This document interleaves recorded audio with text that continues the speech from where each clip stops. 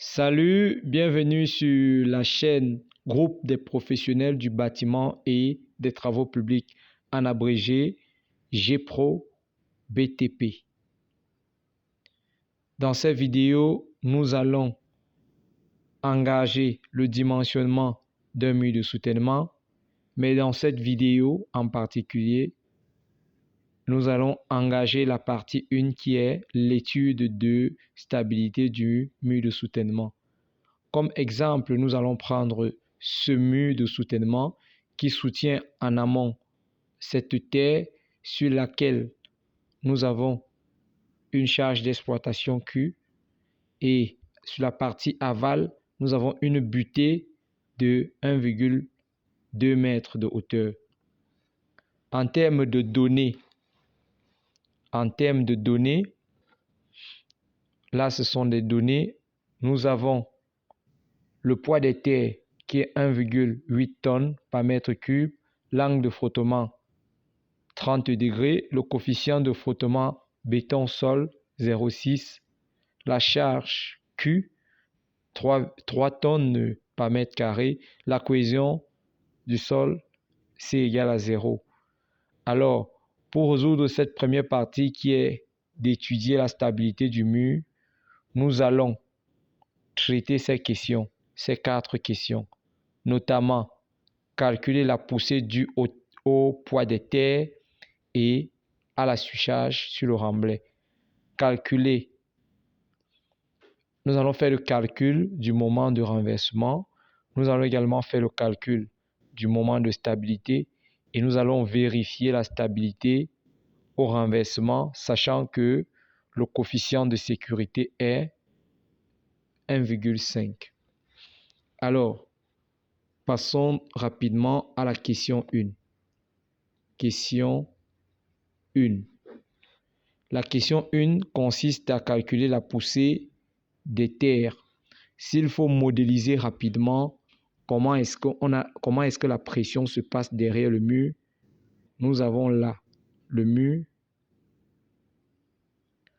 Nous notons que la charge Q va créer derrière le mur une pression uniforme.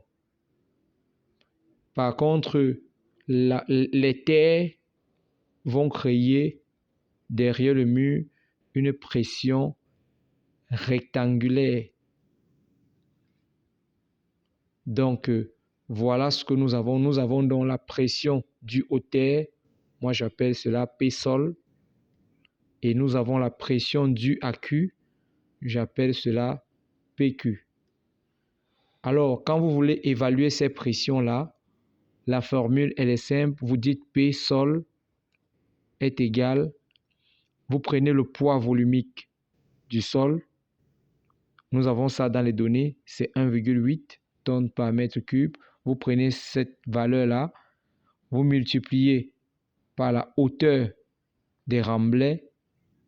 Vous multipliez par tangente carré 45 degrés moins phi sur 2.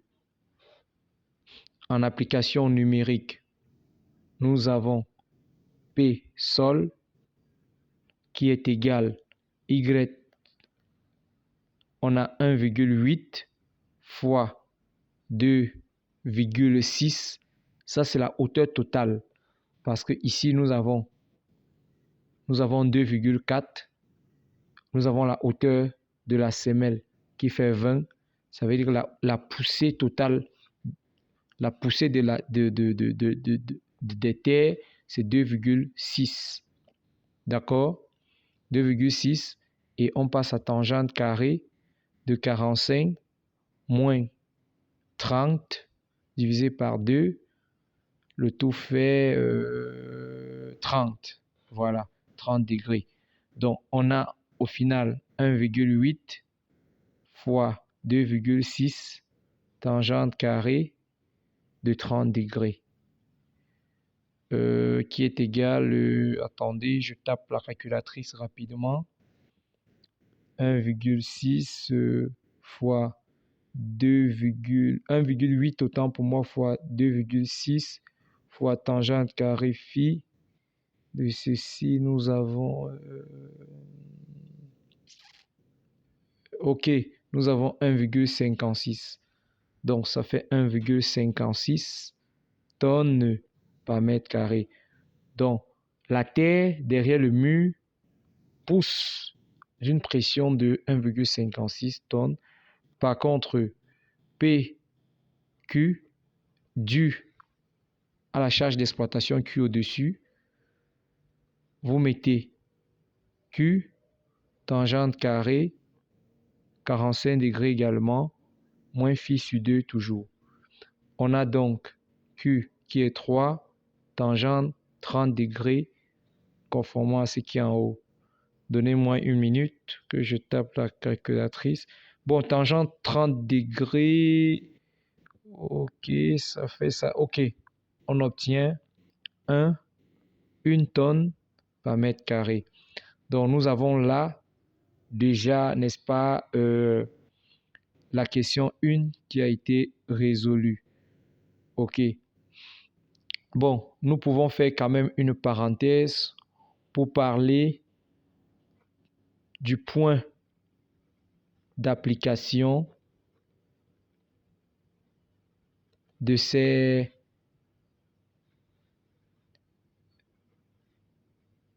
forces, n'est-ce pas?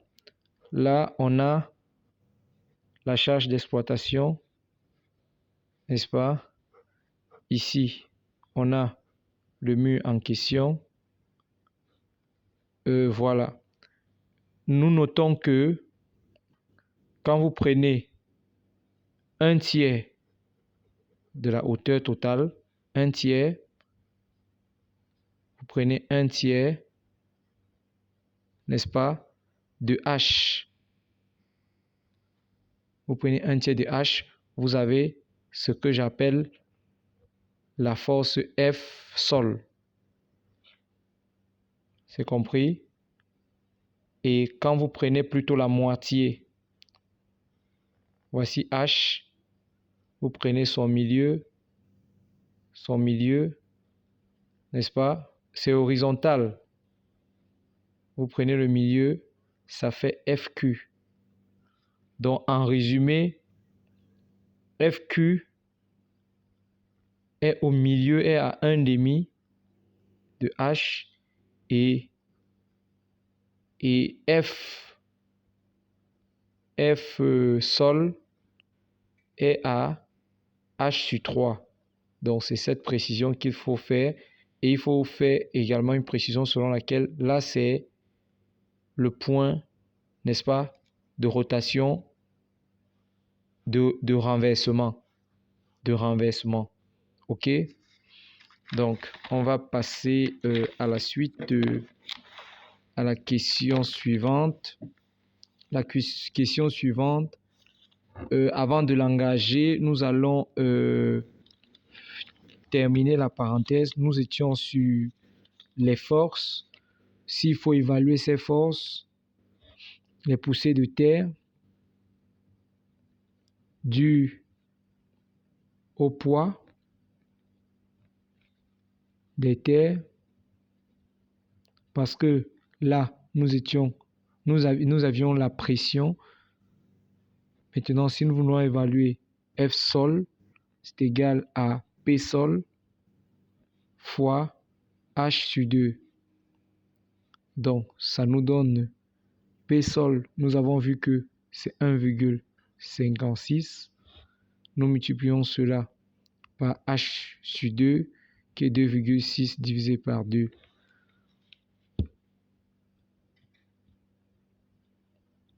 OK, ça nous fait 2,03 tonnes. Parce que là, c'est la force.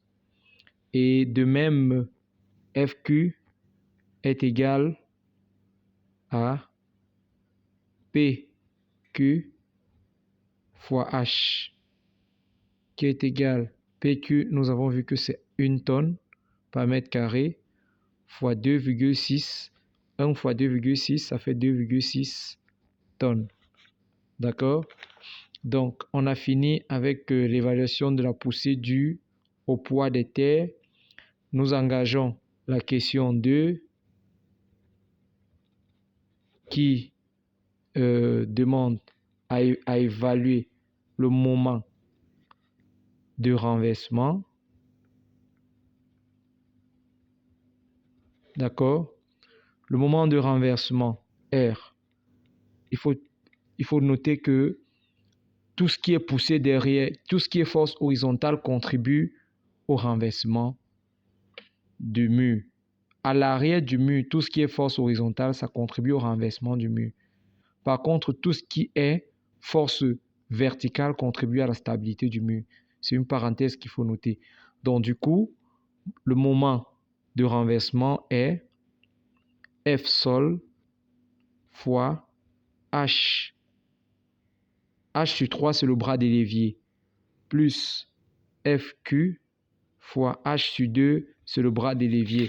C'est ce que nous avons évalué là, quand je vous donnais le point d'application des deux forces.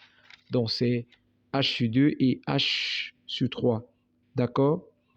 Donc, en termes d'application numérique, nous avons le moment de renversement du mur de soutènement qui est égal à 2,03, n'est-ce pas, fois 2,6 divisé par 3 plus 2,03 et FQ, c'est 2,6 fois H sur 2, 2,6, le tout divisé par 2. Bon, ça fait combien?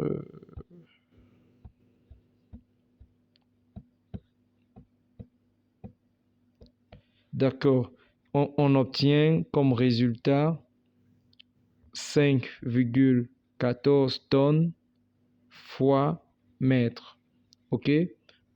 Donc, le moment de renversement, le moment qui veut renverser, n'est-ce pas, notre mur de soutènement, le voici. Donc, ce moment a tendance à vouloir faire basculer le mur de soutènement de cette manière-ci. Donc, ça veut faire basculer. Donc, il faut le connaître en tant qu'ingénieur, en tant qu'entrepreneur, avant de prendre le projet et songer le réaliser. Il faut bien pouvoir faire ces évaluations avant et dimensionner le mur en conséquence. Donc, après avoir fait ceci, nous allons passer à la question 3 qui consiste à évaluer le moment de stabilité. Le moment de stabilité joue le rôle inverse, comme son nom l'indique, stabilisant. OK? Donc, pour ce faire, nous allons faire un peu rapidement un croquis, un schéma rapide. Là, nous avons le mur. La première force qui va contribuer à stabiliser, c'est le poids P1 du mur. Il y a également le poids de la semelle. Tous passent par le centre de gravité. Donc, il y a également le poids de la semelle que je vais appeler P2. D'accord? Et il y a le poids du sol au-dessus de la semelle. Le poids du sol au-dessus de la semelle, on aura tendance à retrouver son centre et dit, le voici. On va l'appeler, appelons-le P-sol. Et autre chose, il y a le poids dû à cette charge-ci. Nous allons noter ça PQ. Non, c'est orienté vers le bas tout cela. Nous allons noter ça PQ. D'accord? Donc, en principe, il y a également la butée qui est ici, le poids de cette terre-ci, mais dans notre cas, nous allons négliger cela. Notez que quand vous négligez ceci, c'est à votre avantage parce qu'à la fin, vous avez un dimensionnement qui est davantage en sécurité. Vous avez un ouvrage qui est davantage, qui tient compte de la sécurité, autant pour moi. Donc, allons rapidement dans les calculs. P1, c'est quoi? C'est le poids volumique du béton fois, puisque c'est en fait, c'est fait en béton. P1, c'est fait en béton, fois le volume. On a donc le poids volumique du béton, c'est 2,5 tonnes. Et on calcule le bâtiment, on calcule le mur de soutènement sur 1 mètre. Vous comprenez? Donc, je fais 1 fois 0,2 fois 2,4.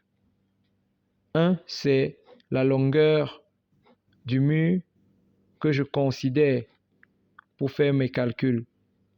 D'accord? Je considère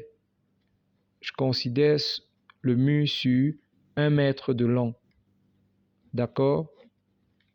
Donc, c'est ça, je considère le mur sur 1 mètre de long. C'est pour cette raison que j'ai la valeur 1. Alors, permettez-moi de calculer rapidement. OK. D'accord. Après, on a P2 qui est également en béton. C'est la semelle fois le volume. On a 2,5. On a 1. On a 0,2. Et on a 1,8. D'accord? Ça fait 0,9 tonnes. OK? Bon, là, on va continuer. On passe à P sol. P sol égale Y sol fois le volume du sol concerné, c'est-à-dire le volume de sol qui est sur la semelle, sur 1 mètre de semelle. D'accord? Ça fait 1,8 facteur de 1 fois 0,2 fois 1,8. D'accord? On a combien?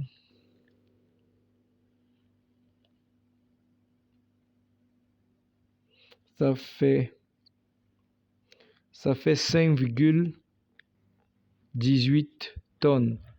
Pareil, ici en bas, on a calculé. Là, on est à 1,2 tonnes. D'accord? Bon, on revient ici. Après P sol, on prend PQ. C'est-à-dire que le poids dû à la charge là. Sachant que Q est égal à 3 tonnes par mètre cube.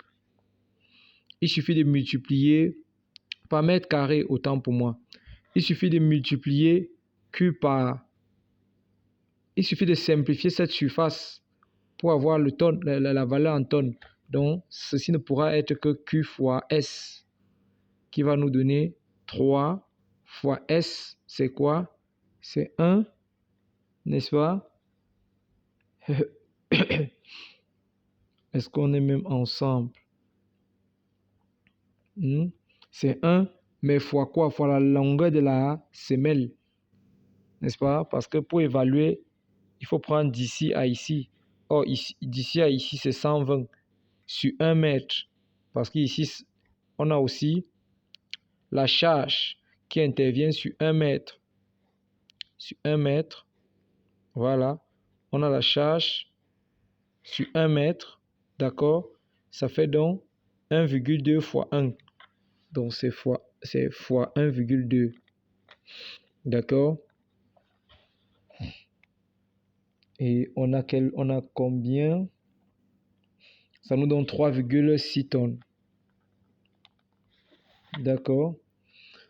Donc, si nous voulons calculer le moment de stabilité, nous devons pouvoir connaître les valeurs des bras de levier de chaque force. Alors, essayons d'évaluer le bras de levier de chaque force. Sachant que voici le point de rotation, la force-ci, comme elle est au centre, et ça c'est 20, ça veut dire que ça c'est 10. Et comme tout ceci c'est 40, ça veut dire qu'on est à 50. Nous sommes d'accord. Donc, ça veut dire si je tire ici par rapport au bras de l'évier ici, on est à 50. Donc, on écrit P1 fois 50 plus. Nous avons 4 forces. Nous avons P1, nous avons P2, nous avons P sol et nous avons PQ. Il faut simplement évaluer les bras de l'évier et multiplier et sommer au fur et à mesure. Donc, après cela, nous avons P2. P2, c'est quoi? C'est le centre de la semelle. Or, la semelle fait 120 plus 20 plus 40. 20 plus 40, 60. Plus 120, 180. 180 divisé par 2, ça fait 90. Donc, ici, c'est 90. Donc, ça fait P2 fois 90. Plus, nous notons que tous sont dans le bon sens, dans le sens positif. Parce que le renversement est dans ce côté, mais la stabilisation est dans ce côté. Moment de stabilisation. Moment de renversement. MR.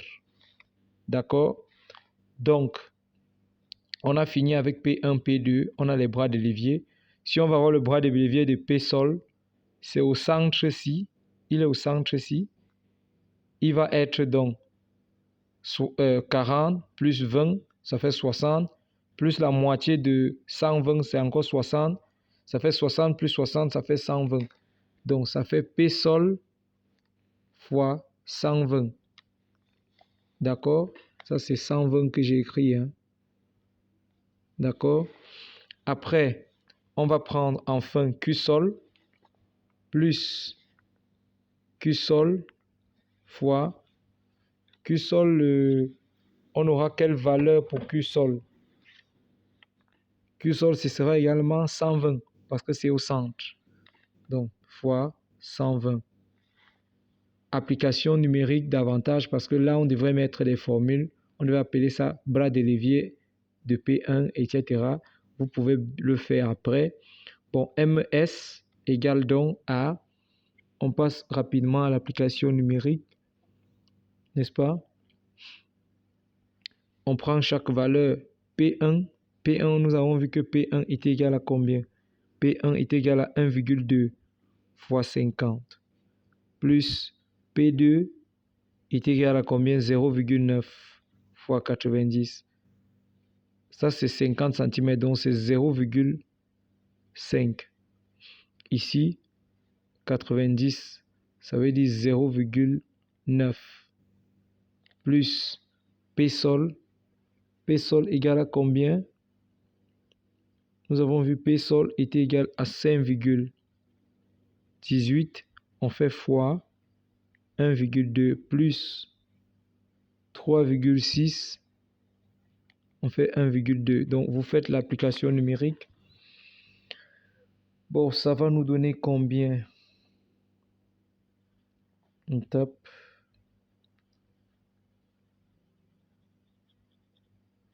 Ça va nous donner 11,95 tonnes par mètre. D'accord? Maintenant, on passe à la question 4 qui est la vérification de la stabilité du mur.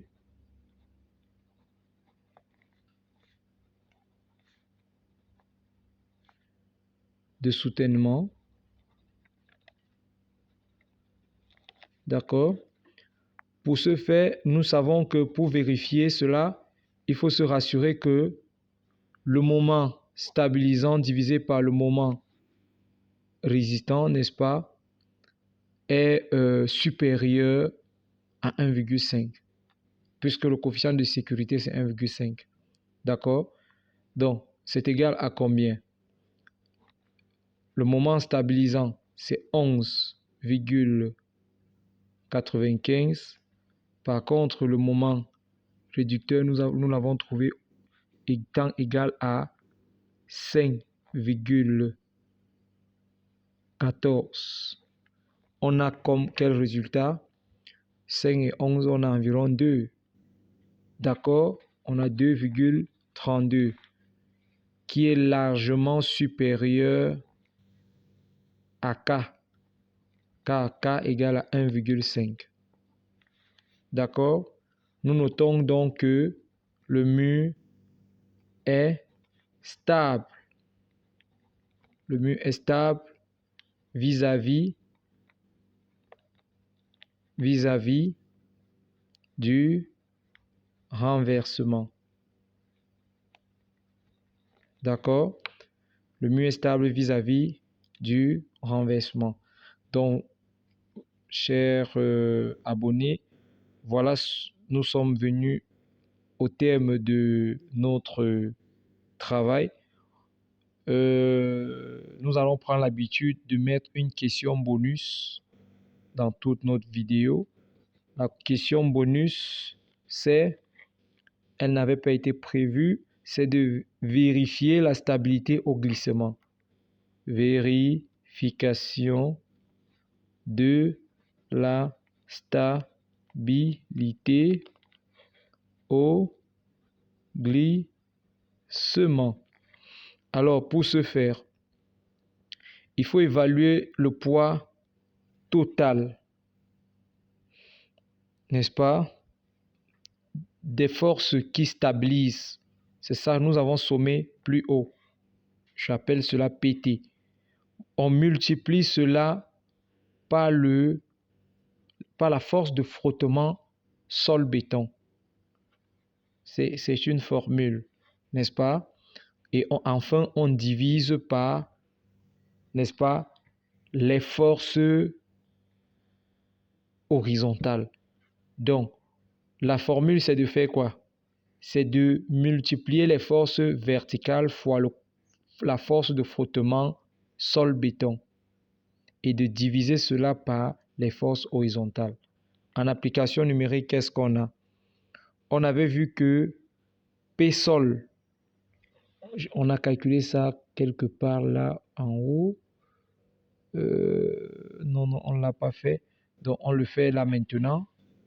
Si on ne l'a pas fait, on le fait. On dit, ça fait 1,2 plus 0,9 plus 5,18 plus 3,6. Ça, ce sont ces forces-là. D'accord? Le coefficient de frottement, quant à lui, c'est 0,6. On multiplie par 0,6. Et on divise par les forces horizontales. On avait vu qu'on avait 0,3 pour la poussée de terre et on avait 2,6 pour la poussée de terre due à la charge d'exploitation. On peut donc avoir le résultat rapidement. Attendez que je calcule rapidement. OK. OK, on obtient 1,41 qui est inférieur à K, K étant égal à 1,5. D'accord? Nous notons donc que ce n'est pas supérieur à 1,5. Qu'est-ce qu'on conclut? On conclut que le mur, n'est-ce pas, est instable. N'est-ce pas? Vis-à-vis, n'est-ce pas, vis-à-vis du glissement. D'accord? Donc, dans la prochaine vidéo, partie 2, nous allons vous dire comment faire lorsque nous sommes face à cette situation. Un mur de soutènement instable vis-à-vis du glissement. Comment faire pour corriger cela? D'accord? Ok, merci de nous avoir écoutés. Merci de liker, de partager et de vous abonner. Pour toute préoccupation, vous nous contactez par WhatsApp, n'est-ce pas, à ce numéro 6 93 33 96 17 pour tous vos projets de construction. que ce soit plan, que ce soit maquette, que ce soit permis de bâtir, c'est-à-dire le dossier, la documentation, que ce soit les notes de calcul, calcul de structure, et que ce soit la réalisation clé à main, bien vouloir nous contacter. Merci d'intégrer la communauté des professionnels.